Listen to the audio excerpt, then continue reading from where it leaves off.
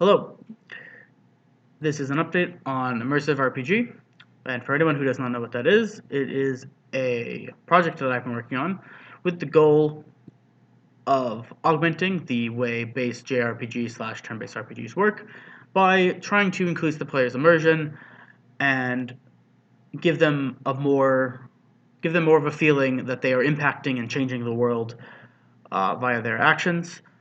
This is done through altering several small systems that are pretty standard when it comes to most JRPGs that you'll play or turn-based RPGs you'll play, where things just kind of happen and you can play for 200 hours. You go back to the starting village and the guy by the front gate is still going to tell you, don't go out there, there's dangerous monsters there.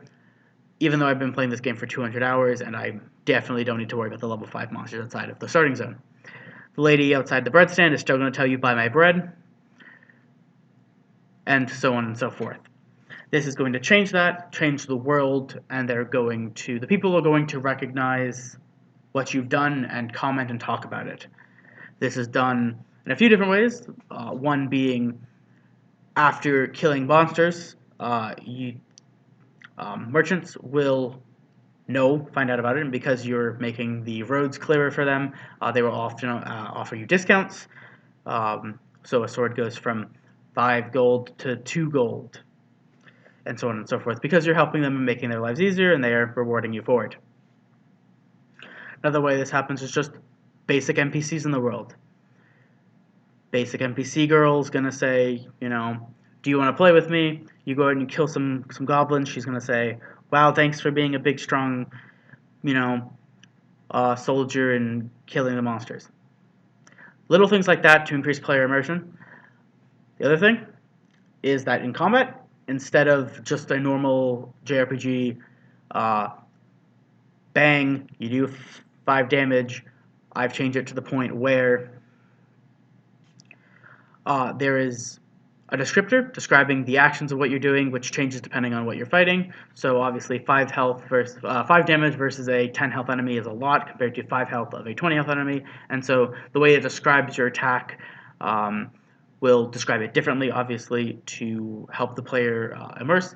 This is also true for casting spells, where depending on the type of spell you're casting and how much mana, quote-unquote, it's using, it will drain more of you, and it will describe in such a way that would make you feel like you are more immersed in the game.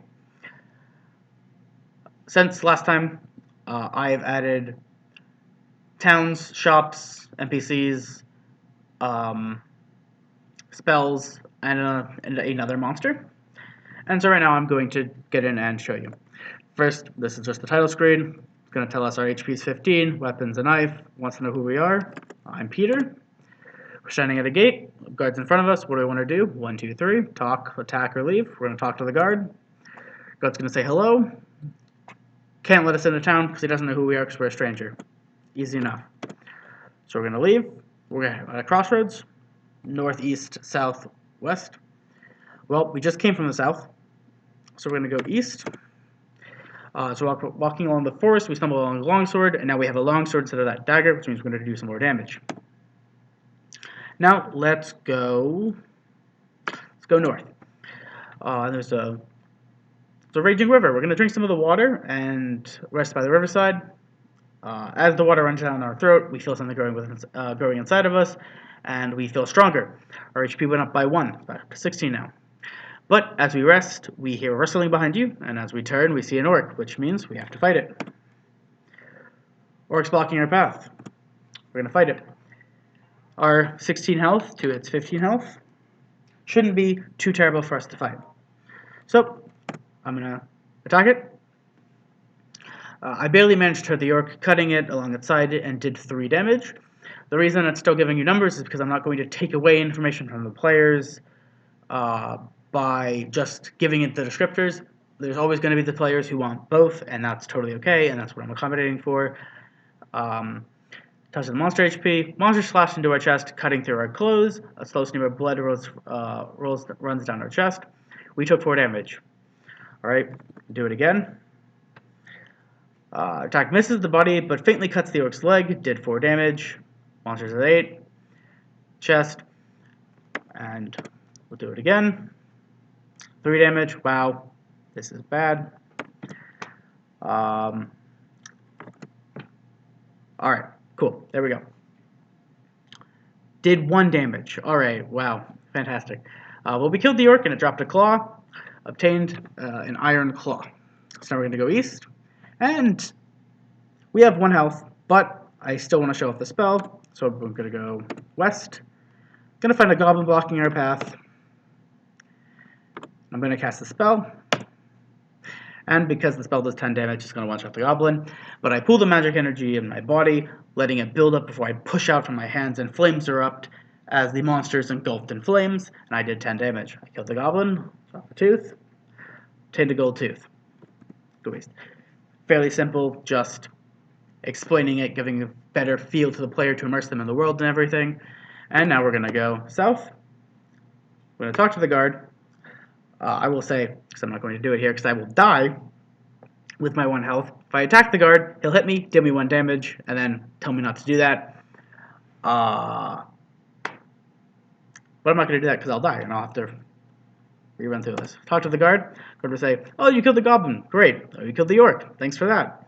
Seems you're trustworthy. Welcome to the town." And now he'll let you into the town. So he saw your actions, and he changed and act accordingly. That's part of a main quest line per se. Doesn't really, all games kind of do that. So, but as we walk into the small town, the streets are filled with people walking around and talking merrily. There's also several shops and vendors sitting by their stalls. So first we're going to go talk to an NPC. A young lady walks up to us, she smiles, nods her head to you. "Oh, you killed the goblin? I'm grateful. But there's a lot more where that one came from." And then she says, "Oh wow, I know you. You killed that orc. It's been causing issues for some time now. Thank you very much. The merchants, I'm sure, will also be grateful." Then it brings us back to the town prompt. So there is an example of a girl who is just an NPC in the background. Isn't going to give you anything. It's going to give you a little bit of a hint for I think, something you can do. But dialogue changes depending on actions. And if you came here without killing either one, or didn't come kill the orc, she wouldn't have said the orc line. Didn't kill the goblin, she wouldn't say the goblin line. But now we're going to go over to the shop. Walk into the small... walk over to a weapons vendor. He looks you over and chuckles. "Good day, how may I help you?" "Buy the sword or leave." "I'll buy the sword. I already have a sword." So he's going to look at me a little funny. But I mean, maybe I can hold 2 swords. "That's a nice choice. But don't you already have one of those?" "Oh, you killed that orc. I'll knock down the price to 2 gold. Back to the weapon vendor prompt. Same thing. Vendor reduced the price of items because of our actions. Takes note of what we've done in the world. Is this vendor always going to do that? I mean, no. That orc isn't a problem. Probably a one-time thing. Maybe more. Depends on how he feels. But another thing we can do is, because he also knows that we bought this, he also knows what's in our inventory because he sees the 2 swords on our back. Buy the sword. He says, "That's not yours. I don't think you need any more of these." Because now we had a sword we picked up. We also had a dagger too. We bought another sword, and then we went to buy a 3rd sword, and he was like, "I don't think we need any more of these." And if we try to do it again, he'll say the same thing. "I don't think you need any more of these." We don't have 3 arms. We can't wield 3 swords, let alone 4. So we can leave, go back to the town, and yeah, that's where we're at right now. It was a lot of work getting all these little things in, making them talk together, and trying to make this as fun and interesting as I can. Not really sure what I'm going to work on next. I'm going to talk to some people, see what everyone's kind of consensuses are. If they want to see people want to see a full game from this, then I'll start actually branching off and do some more. But other than that, that's it for me. Thank you very much.